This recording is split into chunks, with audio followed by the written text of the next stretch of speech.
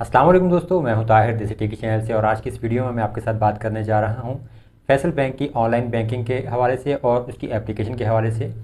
Recently मैंने एक video बनाई थी जिसमें मैंने बताया था कि छोटे भाई के लिए जो है फैसल बैंक का एक अकाउंट बनवाया था और उसका जो है प्रोसेस बारे में मैंने तमाम डिटेल्स वगैरह डिस्कस कर दी थी। लेकिन उसकी फिर जो एप्लीकेशन है, अगर आप उसको यूज़ करना चाहें या ऑनलाइन बैंकिंग को यूज़ करना चाहें तो उसके बारे में आज बात कर लेते हैं। क्योंकि देखिए, अगर आप जो है पेमेंट्स वगैरह सेंड या रिसीव करना चाहते हैं तो एप्लीकेशन के ज़रिए जो प्रोसेस है वो बहुत ज़्यादा सिंपल और ईजी हो जाता है। आपको बार बार एटीएम जाने की ज़रूरत नहीं है, या पेमेंट अगर आपने डिपॉजिट करवानी है या किसी को ट्रांसफ़र करने हैं तो उसके लिए भी आपको ब्रांच नहीं जाना पड़ता, ना ही किसी एटीएम पर जाना पड़ता है। आप घर बैठे ईजीली जो है उनकी वेबसाइट से या मोबाइल एप्लीकेशन के ज़रिए फ़ंड्स किसी को भी ट्रांसफ़र कर सकते हैं। अच्छा, फैसल बैंक का जो है फ़िलहाल जो जिस टाइम मैं ये वीडियो बना रहा हूँ, जैसे कि फरवरी 2022 में, तो ये चीज़ बता दूँ कि इनकी एप्लीकेशन में कोई ना कोई मसला लाजमी है कि भाई का जो अकाउंट था वो बन गया था, ओके हो गया था, लेकिन उसके बावजूद जो सबसे बड़ा मसला यहाँ पे आया वो ये था कि जब एप्लीकेशन के ज़रिए जो है एंड्रॉयड था मेरे पास, एंड्रॉयड के फ़ोन पे फैसल बैंक की एप्लीकेशन इंस्टॉल की और जब वहाँ से अकाउंट रजिस्टर करने की कोशिश की तो बार बार वहाँ पे एरर आ रहा था। पहले एरर आता रहा कि जी डेट ऑफ बर्थ गलत है। मैंने हेल्पलाइन मैंने बैंक भी कॉल की, वहाँ से पता किया, उन्होंने कहा ये इसका मसला नहीं है। हेल्पलाइन कॉल की, वो भी कहते जी आपकी डेट ऑफ बर्थ का मसला है। उसके बाद जब दोबारा मैंने बैंक से पता किया तो उन्होंने कहा जी हमने चेक किया सिस्टम में, डेट ऑफ बर्थ तो ओके, इसमें कोई मसला नहीं है।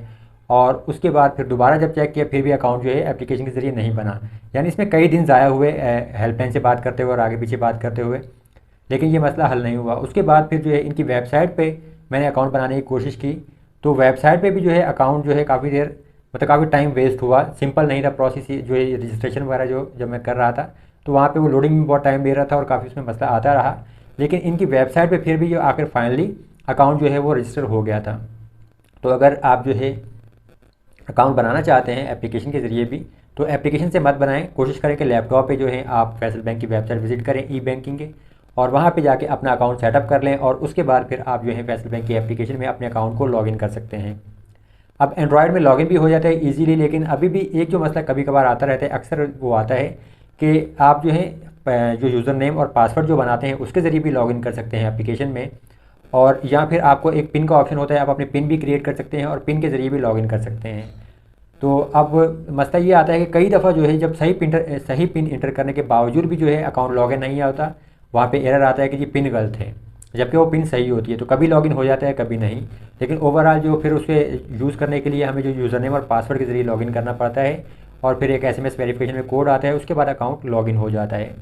फिर आप फैसल बैंक की एप्लीकेशन से ही ईजिली जो है जितने भी फंड्स वगैरह ट्रांसफ़र करना चाहें किसी भी बैंक पे आप वो कर सकते हैं। जो भी पेमेंट आपको रिसीव होती है वहाँ पे आप पूरी एक्टिविटी वगैरह चेक कर सकते हैं, देख सकते हैं, तो उसका भी कोई मसला नहीं आता।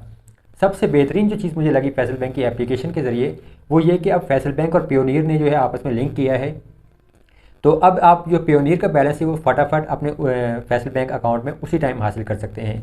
जैसे कि अगर आप जैज़ कैश यूज़ करते हैं तो आपको आइडिया होगा कि जैज़ कैश में जो है पियोनियर का ऑप्शन होता है, वहाँ पे आप उस पर क्लिक करें तो पियोनियर के यूज़र नेम और पासवर्ड आपने इंटर करके अकाउंट को लॉगिन कर लेते हैं और फिर वहाँ से आप पियोनियर वाला जो बैलेंस होता है वो जैज़ कैश में फ़ौरन हासिल कर लेते हैं। लेकिन अभी तकरीबन पिछले कुछ महीनों से ये मसला आ रहा है, जैज़ कैश में बैलेंस नहीं आता, कभी 24 घंटे लेट हो जाता है, कभी आता ही नहीं, और कभी बार बार एरर आता रहता है तो विड्रॉ नहीं होता। लेकिन फैसल बैंक की एप्लीकेशन में जो ऑप्शन है पियोनियर का, या इनकी वेबसाइट पे भी आप देख लें तो वहाँ पे भी ऑप्शन आता है। तो मैंने फैसल बैंक की एप्लीकेशन से अपने छोटे भाई का ही अकाउंट लॉगिन किया पियोनियर वाला, और मैंने काफ़ी दफ़ा जो है मतलब ट्रांजेक्शन करके देखी है, $200 $300 और $50। तो वो फ़ौरन के फ़ौरन ही उसी टाइम, यानी जो पियोनियर का बैलेंस होता है वो उसी टाइम फैसल बैंक में मुझे रिसीव हो गया, यानी लेट नहीं हुआ। चंद सेकंड के अंदर अंदर जैसे ही वहाँ से ओके हुआ, ट्रांजैक्शन कंप्लीट हुई, वो बैलेंस फैसल बैंक में हासिल हो जाता है। और लेकिन एक मसला ये मैं आपको बता दूं कि फैसल बैंक की एप्लीकेशन से जब मैंने पियोनियर का बैलेंस को विड्रॉ करने की कोशिश की तो वहाँ पे जो है वो बैलेंस सही तरीके से शो नहीं हो रहा था और वहाँ से मैं विड्रॉ नहीं कर सका। तो मैंने जब भी किया फैसल बैंक की एप्लीकेशन से ही जो है वो पियोनियर वाला बैलेंस मैंने अपने बैंक में हासिल किया है। तो ये कुछ ऑप्शन थे या कुछ डिटेल्स थी, मैंने सोचा कि चले आपके साथ में शेयर कर देता हूँ। यहाँ से मैं जो अकाउंट बनाना कैसे है वो आपको प्रोसेस दिखाया हूँ। फैसल बैंक की जो वेबसाइट विजिट करके वहाँ से आप अपना अकाउंट ईजिली बना सकते हैं, साइन अप कर सकते हैं। अगर आपके कुछ सवालात हैं तो आप कमेंट्स में कर सकते हैं, और मज़ीद ऐसी ही वीडियोज़ देखने के लिए चैनल को सब्सक्राइब जरूर कीजिएगा। मैं हूँ ताहिर देसी टेकी चैनल से। चलिए जी शुरू करते हैं यहाँ से।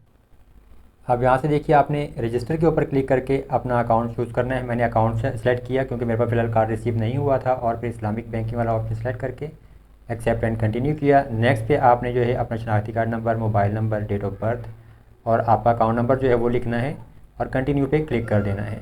नेक्स्ट पेज पे आपके पास ईमेल ऑप्शन है, तो आपने अपनी ईमेल भी ऐड करनी है और फिर जो यूज़र नेम आपने यहाँ से सिलेक्ट करना है वो चेक कर लीजिए। अगर वो अवेलेबल होगा तो वो आपको मिल जाएगा, वरना आपको कोई दूसरा यूज़र नेम चूज़ करना पड़ेगा।